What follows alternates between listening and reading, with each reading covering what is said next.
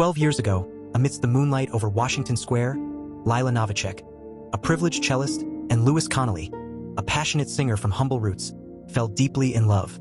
Despite their instant connection, fate intervened, and Lila's father ended their brief romance, leaving just memories of one magical night and a secret Lila kept close. Her father, Thomas Novacek, exposed her secret, triggering events that led to an accident, forever changing their lives. Waking from a coma, Lila was enveloped in her father's deceit, believing her child was lost to the accident. Heartbroken, she vowed to sever ties with Louis, unaware that their child thrived. A precious life beginning amidst the melody of wind chimes. A musical prodigy born. Years rolled by, transforming their lives.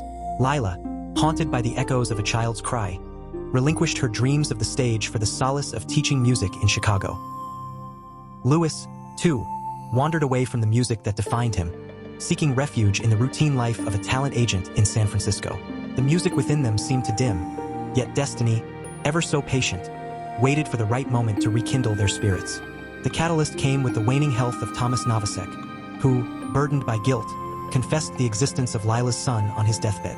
Overwhelmed by the revelation, Lila was catapulted into a desperate quest for her child. In the meantime, the child, named Evan Taylor, resides in a boys' orphanage where he gains notoriety for his unique ability to perceive musical notes imperceptible to others. He discerns melodies in everything from the wind to the light, a talent that earns him the reputation of an oddity among his peers, who jeer at him for being different. Evan, however, remains unbothered, holding on to a firm belief that these sounds are calls from his mother, leading him to reject numerous adoption offers. Driven by this conviction, he embarks on a solitary journey to New York City, guided by the melodies with the hope they'll reunite him with his family.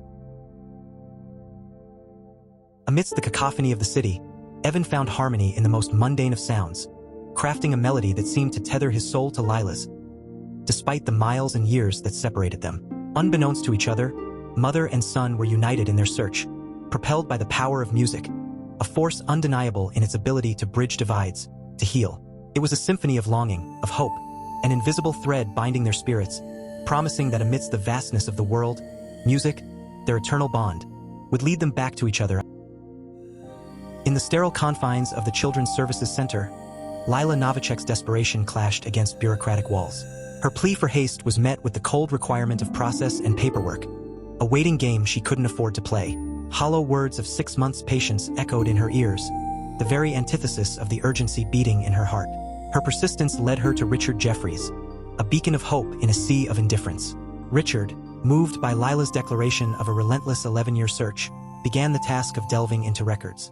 It was then, a moment of serendipity, that a missing persons poster whispered fate's design. A photo of Evan, Lila's son, captured more than just his image.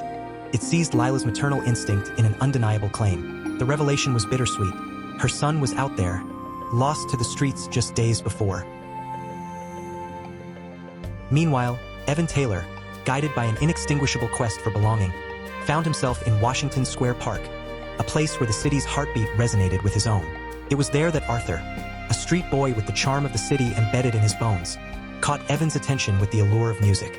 A tense exchange, softened by a transaction of $10, forged a new path for Evan as Arthur introduced him to a world painted in the colors of survival and artistry. Wizard Wallace, a name spoken with a blend of respect and fear, stood as the gatekeeper of this clandestine community of young performers.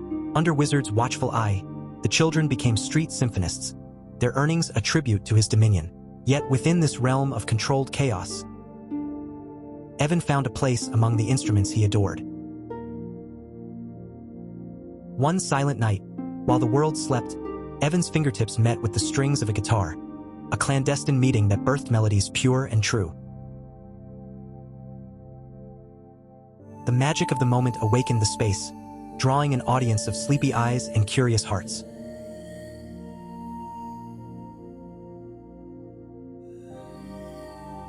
Wizard, capturing a glimpse of the extraordinary, recognized Evan's gift as a rare jewel in the rough, declaring him a prodigy of the ages. In a spontaneous mentorship, he spoke of music as the fabric of the cosmos, a force omnipresent and waiting to be harnessed. Evan, with ears open and spirits attuned, soaked in the wisdom, his soul resonating with the universal truths of music. In those fleeting moments, Evan's understanding transcended, setting him on a path veiled yet vibrantly alive with promise and possibility. The dawn of a new day in Washington Square Park bore witness to a revelation. Wizard, with eyes gleaming with visions of grandeur, introduced Evan, now christened as August Rush, to the world stage of the streets. The air filled with melodies so pure, so ethereal, they seemed not of this earth but rather a gift from beyond. Crowds gathered, captivated by the young maestro's spell, and in his hat lay a fortune larger than those of his companions combined.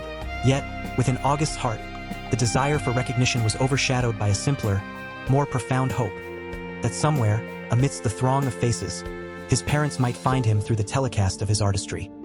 However, the shadows of concern loomed as Jeffrey's suspicions led the authorities to the doorstep of Wizard's makeshift sanctuary. In the chaos that unfolded, Wizard, gripped by fear of losing his prodigy, spun a tale of caution to August, urging him to escape from the clutches of a fate that sought to reclaim him to the confines of the orphanage. As the sirens wailed, August vanished into the labyrinth of the city, clinging to Wizard's parting advice as a lifeline. His flight, Sanctuary came in the form of a church where the echoes of a piano's soulful cry led him to Hope, a young girl with a name as luminous as her spirit. Within that hallowed space, August encountered the structured beauty of written music for the first time. And so, inspiration cascaded upon him, a deluge of creativity that could not be contained. When Hope returned, she was met with a miraculous sight. Compositions that danced upon the walls, a testament to a talent so divine, it rendered comparison to the likes of Mozart mere whispers in the wind. Reverend James, upon witnessing the breathtaking synthesis of August's spirit and skill, saw in him a celestial purpose that must not be stifled. With divine conviction, he led August to the hallowed halls of Juilliard, where the future seemed to unfold with limitless potential. Before the discerning eyes of its professors, August's talent unveiled itself, a beacon so bright it eclipsed the paradigms of musical mastery. It wasn't long before he was sculpting rhapsodies that left even the Academy's venerated dean in awe, marveling at the enigma of genius that dwelled within him. Summoned to the dean's office, August was enveloped in an aura of anticipation, soon to be displaced by astonishment as an unprecedented privilege was bestowed upon him. The honor to perform at a concert of monumental scale. The question of audience, innocently posed, yet laden with the deepest yearns of a heart-seeking reunion, elicited laughter from within those walls.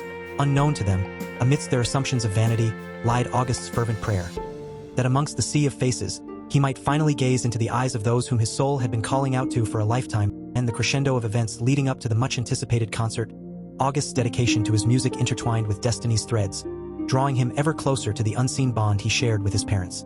His talent, a beacon of light, captivated not just the orchestra that mirrored his fervor, but also New York's esteemed conductor.